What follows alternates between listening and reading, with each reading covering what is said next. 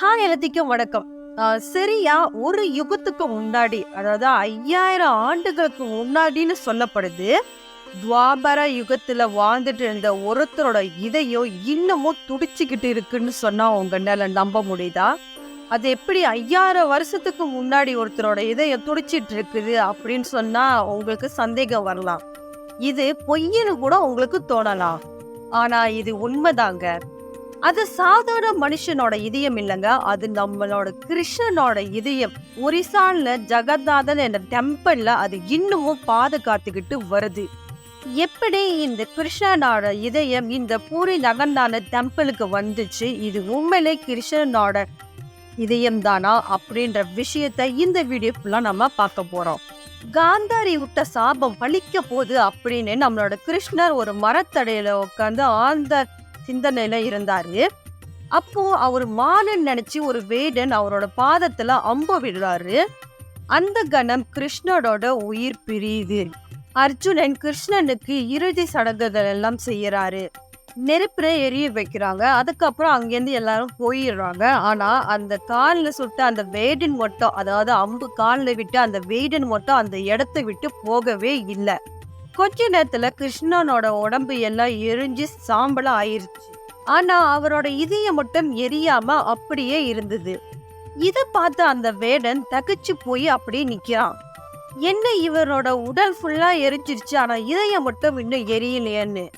அந்த இதயத்தை அவர் கையில எடுத்து பார்த்துட்டு திரும்பி அந்த நெருப்புல போட்டு எரிக்கிறான். ஆனா அந்த இதயத்துக்கு ஒண்ணுமே ஆகல. அந்த இதயம் எரியவே இல்லை. அந்த இதயத்தை அந்த வேடன் கையில எடுத்து பார்க்கும்போது ஒரு விதமான வைப்ரேஷனோ ஒரு விதமான ஷாக் அடிக்கிறதையும் அவர் பார்த்திருக்காரு. அந்த இதயம் ஒரு உலோகத்தால ஆன இதயம் மாதிரி இருந்திருக்கு. அப்போ இந்த இதயம் சாதாரண விஷயம் இல்லைன்னு அவர் தெரிஞ்சுக்கிட்டு ஒரு பாக்ஸ் மாதிரி எடுத்து அந்த இதயத்தை அதுல வச்சு அந்த ஊரை விட்டு அவரு கிளம்புறாரு. அந்த இதயத்தோட வேல்யூ தெரியாம இவரு ஊருக்குள்ள போயிட்டு நடந்த விஷயங்களை சொல்றாரு. இது கிருஷ்ணனோட இதயம், யாராவது வாங்கிக்கிங்கன்னு சொல்லி இவரு கேக்குறாரு. சாதாரண ஒரு காட்டுவாசி வேடன். ஒரு வேடன் பேச்சை எப்படி ஊர் மக்கள் நம்புவாங்க? அதனால யாருமே அவர் நம்பல. அது மட்டும் இல்லாம அந்த இதய பாக்குறதுக்கு ஒரு லோகம் மாதிரி இருந்திருக்கு. அதனால வேடன் சொன்னதை யாருமே நம்பல. இப்படியே ரொம்ப நாள் ஆகுது, யாரும் வாங்கல. இப்படியே அந்த வேடன் மர பாக்ஸுக்குள்ள அந்த இதயத்தை அவரு பாதுகாத்துக்கிட்டு வராரு. இப்படியே பல நாள் இவர் வச்சிருக்கிறதுனால அதை வச்சு என்ன செய்யறதுன்னு தெரியாதனால இவர் என்ன பண்ணாருன்னா ஒரு பலகைய ரெடி பண்ணி அந்த பலகை மேல இந்த பாக்ஸை வச்சு ஒரு நதியில இவரு விட்டுறாரு. அந்த மரப்பட்டி கடைசியா பூரி நாட்டை அடையுது. அந்த நாட்டை ஆழ்ந்துட்டு இருந்த இந்திரன் தூய்மன் மன்னருக்கு அவர் அந்த நதியில குளிச்சுக்கிட்டு இருக்காரு. அப்போ அவருக்கு அங்க ஒரு வாய்ஸ் கேக்குது, இது கிருஷ்ணனோட இதயம், இதை நீ நல்லா பாதுகாத்துட்டு வான்னு. மன்னர் அந்த மரப்பெட்டியை எடுத்துக்கிட்டு அவரோட வீட்டுக்கு போறாரு. ஊரா அவர் போய் விசாரிக்கிறாரு, இதை பத்தி ஏதாவது தெரியுமான்ட்டுன்னு. அப்ப யாருக்கும் எதுவும் தெரியல. அப்பதான் இந்த வேடன் சொன்ன இந்த விஷயம் இவருக்கு தெரிய வருது. இந்த இதயத்தை எப்படி பாதுகாக்கிறது தெரியாம அப்ப இவரு விஸ்வகர்மா கிட்ட உதவி கேக்குறாரு. இந்த இதயம் எத்தனை காலமானாலும் அப்படியே இருக்கணும், அதுக்கு என்ன வழின்னு சொல்லி இவர் கேக்குறாங்க.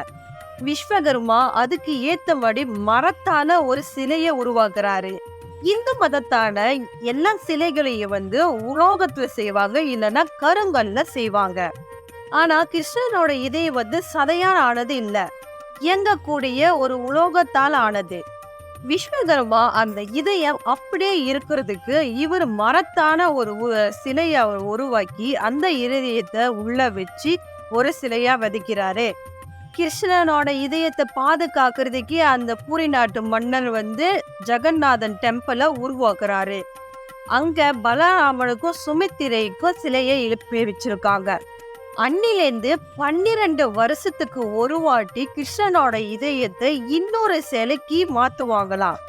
எதனாலனா மரக்கட்டைக்கு மட்டும்தான் மின்சார சக்தியை தாங்கிறதுக்கு வழி இருக்கு. அதோ 12 வருஷங்களுக்கு மட்டும்தான் அந்த மரக்கட்டையால அந்த இதயத்தோட பவரை தாங்கிக்க முடியுமா. சரி, இப்போ அந்த இதயம் எப்படி இன்னும் 5000 வருஷங்களா அது எதுவுமே ஆகாம பாதுகாக்கப்படுது அப்படின்ற விஷயத்தை இப்ப பார்க்கலாம். மரக்கட்டுக்கு உள்ள இருக்கிற இந்த கிருஷ்ணனோட இதயத்து மேல ஏதாவது ஒரு ஒளி பட்டா சூரிய வெளிச்சம் பட்டாலோ அந்த இதயம் வந்து இயங்க ஆரம்பிக்குமா. வெறும் கையால தொடும்போது ஒரு ஷாக் அடிக்கிற உணர்வு ஏற்படுமா. அதனால அந்த இதயத்தை கண்ணால பாக்குறதுக்கும் அந்த இதயத்தை கையால தொடுறதுக்கும் யாருக்குமே அனுமதி இல்லை. 12 வருஷத்துக்கு அப்புறமா அந்த இதயத்தை மாத்தும் போது அர்ச்சகர்கள் உள்ள போகும்போது அவங்களோட கண்ணை கட்டி அவங்களோட கையில துணிய சுத்தி அதுக்கப்புறமா தான் அவங்க அந்த இதயத்தை எடுத்து மாத்துவாங்க. அப்போ அவங்க மாத்தும் போது அவங்க 3 பேர்ல ஒரு அர்ச்சகர் அவரோட கண்ணை அவுத்து அந்த இதயம் எப்படி இருக்குன்னு பார்த்திருக்காரு. அந்த இதயத்திலேருந்து வெள்ளி போன ஒரு திரவம் வெளியே வந்திருக்கு அப்படின்னு சொல்லியிருக்காரு. அந்த திரவம் கசேறதுனாலதான் அந்த மரக்கட்டு சீக்கிரமா ஆயிருது அப்படின்னு சொல்லியிருக்காரு. அந்த இதயம் மனுஷ மாதிரி ஒரு ரத்தம் சிதை இல்லாம ஒரு மிஷின் மாதிரி வைப்ரேட் ஆகிக்கிட்டே இருந்திருக்குன்னு அவரு சொல்லியிருக்காரு. ஒருவேளை கிருஷ்ணனோட இதயம் இப்படிதான் இருக்கும்னு அந்த கோவில்ல இருந்த அர்ச்சகர் சொன்னதை வச்சு சயின்டிஸ்ட் கிராஃபிக் டிசைன்ல உருவாக்கியிருக்காங்க. அத மேலேந்து பாக்குறதுக்கு ஒரு சக்கரம் மாதிரியும் முன்னுக்குலேருந்து பார்க்க அது ஒரு இதயம் மாதிரியும் அதை சுத்தி நிறைய வெயின் வந்து பாதுகாக்கிற மாதிரி அவங்க சொல்லியிருக்காங்க. அதுக்கப்புறம் அந்த கோவில் மெயினா இருக்கிறவங்க என்ன சொல்லியிருக்காங்கன்னா, இதுக்கப்புறம் யாரும் இதை பத்தி ஆராய்ச்சி பண்ணக்கூடாது அப்படின்னு சொல்லியிருக்காங்க. 2015 ஜூலை 25 சரியா 12 மணிக்கு நைட்ல வந்து அந்த பூரி நகரமே வந்து கரண்ட் இல்லாம இருள் சூழப்பட்டிருக்கு. அன்னைக்கு தானாகவே கிருஷ்ணனோட இதயம் இன்னொரு சிலையிலேருந்து இன்னொரு சிலைக்கு மாறி இருக்கு அப்படின்னு அங்க இருக்கிற அர்ச்சகர்கள் சொல்லியிருக்காங்க. அன்னைக்கு 12 மணிக்கு அந்த கோவில்ல உள்ள அர்ச்சகர்கள் அந்த கோவில்ல தான் இருந்திருக்காங்க. அது தானாகவே இடம் மாறி இருக்கு அப்படின்னு சொல்லியிருக்காங்க.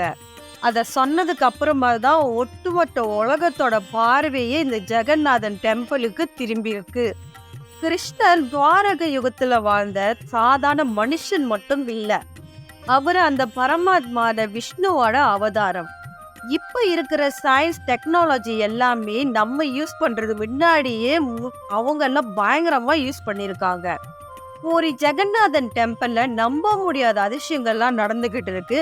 அதை பத்தி இப்ப நம்ம தெரிஞ்சுக்கலாம். பூரி ஜெகநாதன் டெம்பிள்ல இருக்கிற கோவில் கோபுரத்துல இருக்கிற கொடி வந்து எந்த சைட்டு காத்தடிக்குதோ அதுக்கு ஒப்போசிட் சைட்டா தான் அது ஆடுமா. இந்த கோவில்ல இருக்கிற சுபர்த்தன சக்கரத்தை நீங்க எந்த திசையில இருந்து பார்த்தாலுமே அது நம்மள நோக்கி இருக்கிற மாதிரி தான் இருக்குமா. பகல் நேரத்துல பொதுவா காற்று வந்து கடல்ல இருந்து வீசும். மாலை நேரத்துல இதுக்கு ஒப்போசிட்டா நிலத்துல இருந்து காத்து வந்து கடல் பக்கத்து வீசும். ஆனா இந்த பூரி ஜெகநாதன் கோவில்ல மட்டும் அப்படி நேர்மறைவா அது நடந்துகிட்டு இருக்கு. இந்த பூரி ஜெகநாதன் கோவிலுக்கு மேல எந்த ஒரு பறவையுமோ எந்த ஒரு விமானமோ பறந்தது இல்லைன்னு சொல்றாங்க. இந்த கோவிலோட நிழல் வந்து நிலத்துல வந்து விழுந்ததே கிடையாதா, அதை யாருமே பார்த்தது இல்லைன்னு சொல்றாங்க.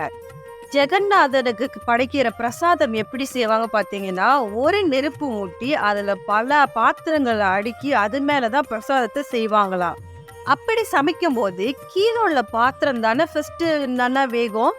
ஆனா அங்க அப்படி இல்லாம ஃபர்ஸ்ட் வைக்கிற பாத்திரத்துல இருக்கிற சாப்பாடுகள் தான் வெந்து கீழே இருக்கிற பாத்திரத்துல சாப்பாடு கடைசியா தான் அது வேங்குமா. அந்த சாப்பாடுகளை சமைச்சு எடுத்துட்டு போகும்போது அதுல எந்த விதமான வாசமும் வராதா.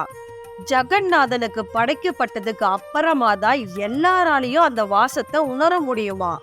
இந்த வீடியோல நம்ம கிருஷ்ணனோட இதயம் எப்படி இந்த ஜெகநாதன் கோவிலுக்கு வந்துச்சு அப்படின்னு சொல்லி நம்ம பார்த்தோம்.